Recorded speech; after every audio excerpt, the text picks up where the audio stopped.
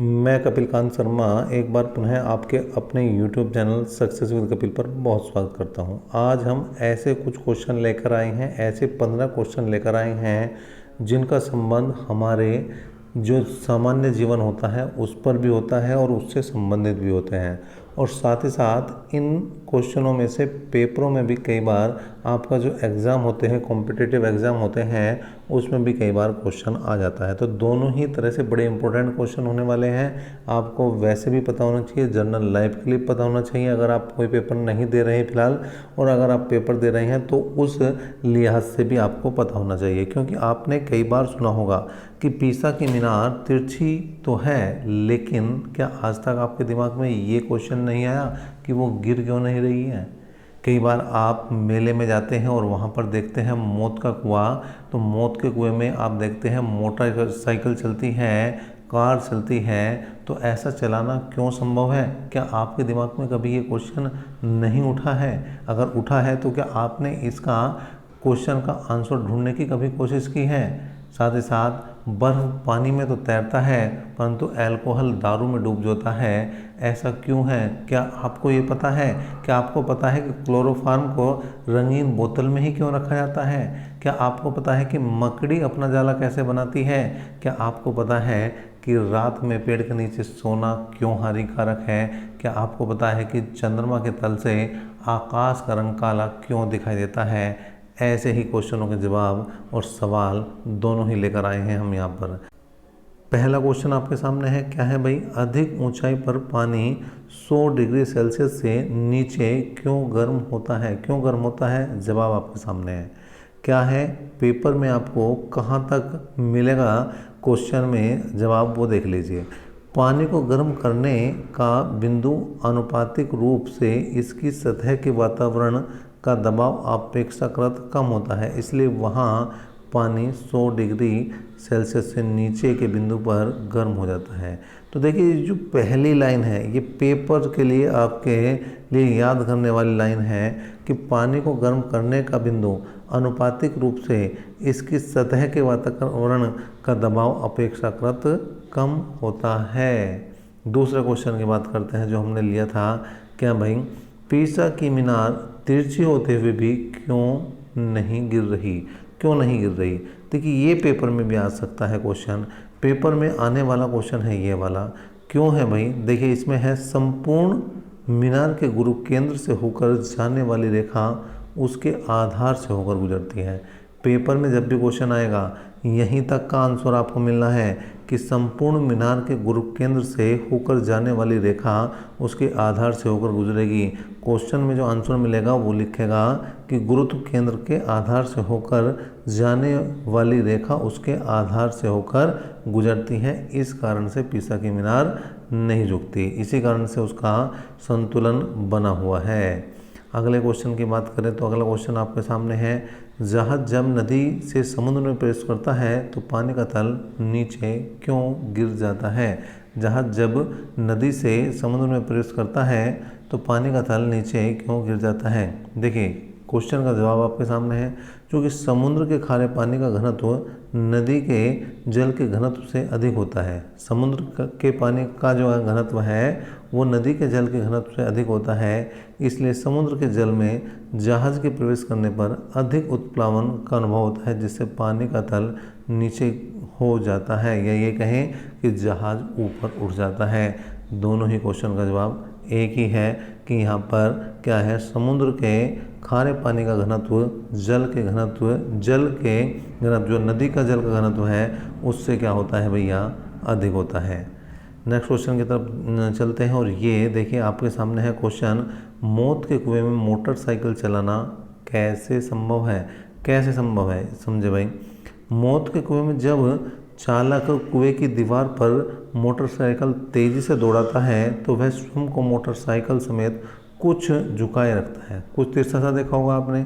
इस दशा में दीवार द्वारा आरोपित बल का क्षैतिज घटक आवश्यक अभिकेंद्र बल पैदा करता है तथा ऊर्ध्वाधर घटक मोटरसाइकिल और चालक के भार को क्या कर लेता है भैया, संतुलित कर लेता है, और इस तरह से वो मौत के कुएं में भी साइकिल चलाना संभव हो जाता है।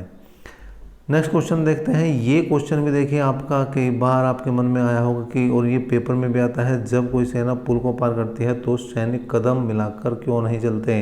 इसका कारण है कि यदि सभी सैनिकों के कदम की आवृत्ति पुल की स्वाभाविक आवृत्ति के बराबर हो जाए तो पुल के बहुत बड़े आयाम जो है आयाम के कंपन होने लगेंगे और पुल के गिरने का खतरा बन जाएगा, पुल के टूटने का खतरा बन जाएगा। मतलब हमारा जो है कदमों की आवृत्ति स्वाभाविक आवृत्ति के बराबर नहीं होनी चाहिए। भौरे गुनगुनाते हैं क्यों, बताइए भाई। भौरे गुनगुनाते हैं क्यों? जब भौरे उड़ते हैं तो उनके पंखों में बहुत तेज कंपन होता है। जब भौरे उड़ते हैं तो उनके पंखों में बहुत तेज कंपन होता है और यह लगभग 400 हर्ट्ज का होता है। इसी कंपन के कारण ये जो गुनगुनाहट पैदा होती है वो उसी कंपन के कारण होती है। किसके कारण होती है भैया? क्योंकि वो जो हैं उड़ रहे हैं, केवल वो अपना काम कर रहे हैं, वो हमारे लिए नहीं गुनगुना रहे, वो तो अपना काम कर रहे हैं। नेक्स्ट क्वेश्चन देखिए। पृथ्वी पर विद्युत बल्ब टूटने पर आवाज़ करता है जबकि चंद्रमा पर क्यों नहीं करता। ये क्वेश्चन भी है और आपके मन में आया भी होगा अभी तक कि विद्युत बल्ब में आंशिक निर्वात होता है। आपने सुना होगा कि अंदर क्या होता है? निर्वात। जब यह टूटता है तो उसके चारों तरफ की हवा तेजी से खाली स्थान को घेरती है, क्योंकि अंदर से तो खाली है और जैसे ही टूटेगा तो अंदर की तरफ स्थान घेरेगी जिससे आवाज़ उत्पन्न होती है। लेकिन चंद्रमा पर तो वायुमंडल का ही अभाव है और जब वहाँ वायुमंडल का अभाव है तो जैसा अंदर है बल्ब के वैसा ही हुआ बाहर, फिर कोई दिक्कत नहीं है भाई। नेक्स्ट क्वेश्चन की बात। बर्फ पानी में तो तैरती है परंतु अल्कोहल में मतलब दारू में डूब जाती है, क्यों? इसका कारण है, इसका कारण समझे भाई क्या है। बर्फ का घनत्व पानी के घनत्व से तो होता है कम, लेकिन अल्कोहल के घनत्व से होता है ज़्यादा। पानी के घनत्व से कम और अल्कोहल के घनत्व से होता है ज़्यादा। इसी कारण से क्या है, अल्कोहल में बर्फ डूब जाती है। जैसे आपने जाम लगाया हो तो बर्फ जो है उसके नीचे ही बैठ जाएगी। क्लोरोफार्म को रंगीन बोतलों में क्यों रखा जाता है? क्लोरोफार्म बेहोश करने की दवा है और ये जो है बोतलों में क्यों रखा जाता है, इसके लिए देखिए आप। क्लोरोफार्म प्रकाश की उपस्थिति में ऑक्सीकृत होकर एक विषैली गैस फास्जीन बनाती है, इसलिए इसको रंगीन बोतलों में रखा जाता है कि ये किसी भी तरह से प्रकाश के संपर्क में ना आ जाए। नेक्स्ट क्वेश्चन की बात करते हैं। नेक्स्ट क्वेश्चन आपके सामने आ रहा है, देखिए क्या है। सोडियम के टुकड़े को जल में न रखकर मिट्टी के तेल में रखा जाता है, क्यों? क्योंकि सोडियम का टुकड़ा जो है अगर आपने जल में रख दिया ना तो वो जो है आग लगा देगा। जैसे गांव में पहले आते थे मंदारी कि भाई जो है मुट्ठी बंद करी, 1 रुपये को रखा और उसमें धुआं उठा दिया, तो धुआं कहाँ से उठ रहा था? सोडियम से उठ रहा था वो। देखिए क्या है, सोडियम धातु जल के साथ अत्यंत तेज़ी से क्रिया करती है और आग लग जाती है। प्रक्रिया में सोडियम हाइड्रोक्साइड बनता है तथा हाइड्रोजन गैस निकलती है, जबकि मिट्टी के तेल के साथ कोई क्रिया नहीं होती, जिसके कारण इसे मिट्टी के तेल में रखा जाता है। हवा के साथ तो करती है वो क्रिया। मकड़ी अपना जाला कैसे बनाती है? मन में आया क्वेश्चन, मकड़ी अपना जाला कैसे बनाती है? तो सुन लीजिए, उसका भी आंसर क्या है भाई। मकड़ी के शरीर में एक सिल्क ग्लैंड पाया जाता है जिससे प्रोटीन की तरह पदार्थ स्रावित होता है और इसी पदार्थ से जाला बनाती है कौन? मकड़ी। नेक्स्ट देखते हैं। नेक्स्ट क्वेश्चन की अगर बात करें तो यहाँ पर देखिए, गर्म देशों के व्यक्ति ठंडे देशों के अपेक्षा काले क्यों होते हैं? जैसे वेस्ट इंडीज़ के काले हैं और इंग्लैंड के गोरे हैं, तो ठंडे देशों के गोरे होते हैं और गर्म देशों के क्या होते हैं भैया? काले। त्वचा में मेलानिन, आप जानते हैं कि त्वचा का रंग किस पर निर्भर करता है? मेलानिन पर निर्भर करता है। नामक पिगमेंट बनाता है। गर्म देशों में व्यक्तियों को पराबैंगनी किरणों के प्रभाव से बचने के लिए त्वचा में मेलानिन का निर्माण अधिक मात्रा में होता है जिससे वे काले हो जाते हैं, और ठंडे देशों में जो व्यक्तियों में मेलानिन कम मात्रा में पाया जाता है जिससे वे गोरे होते हैं। तो अगर आपका रंग है काला तो आप में मेलानिन ज़्यादा है, और अगर आपका रंग है गोरा तो आप में मेलानिन कम मात्रा में है।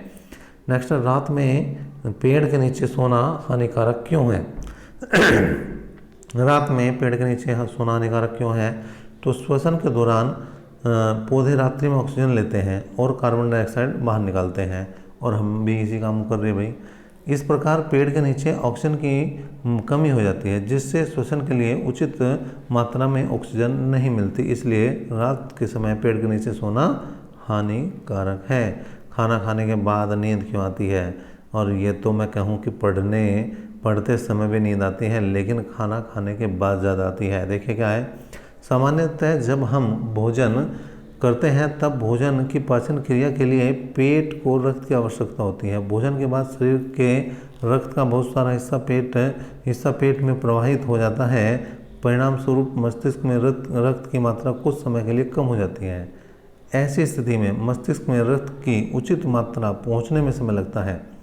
वास्तव में एक ऐसी स्थिति होती है जिसमें शरीर को आराम की आवश्यकता होती है, इसलिए भोजन के बाद थोड़ी देर आराम की आवश्यकता होती है। क्योंकि भाई देखिए, दिमाग भी अगर काम करना बंद कर दे तो मामला दिक्कत में आ जाएगा। नेक्स्ट और आज का लास्ट क्वेश्चन है, चंद्रमा के तल से आकाश का रंग काला क्यों दिखाई देता है? तो ये मन में आपका आता होगा क्वेश्चन, और उसका जवाब भी सुन लीजिए कि चंद्रमा पर वायुमंडल नहीं है। चंद्रमा पर वायुमंडल नहीं, इसी कारण से तो हमने बताया था कि जब बल्ब टूटता है तो आवाज़ नहीं होती। अतः चंद्रमा के तल पर पहुंचने वाले सूर्य के प्रकाश का प्रकीर्णन नहीं होता, और इस कारण चंद्रमा के तल से दिखने पर आकाश का रंग कैसा दिखाई देता है? काला दिखाई देता है। तो ये कुछ वो क्वेश्चन थे जो आपको परेशान करते हैं, जो सभी को परेशान करते हैं और जिनका जवाब आप ढूंढते हैं। तो ऐसे ही क्वेश्चनों के लिए, ऐसी ही क्लासों के लिए आप हमारे चैनल को कर सकते हैं सब्सक्राइब। अभी तक के लिए इतना ही। नेक्स्ट वीडियो तक के लिए बने रहे हमारे साथ। धन्यवाद।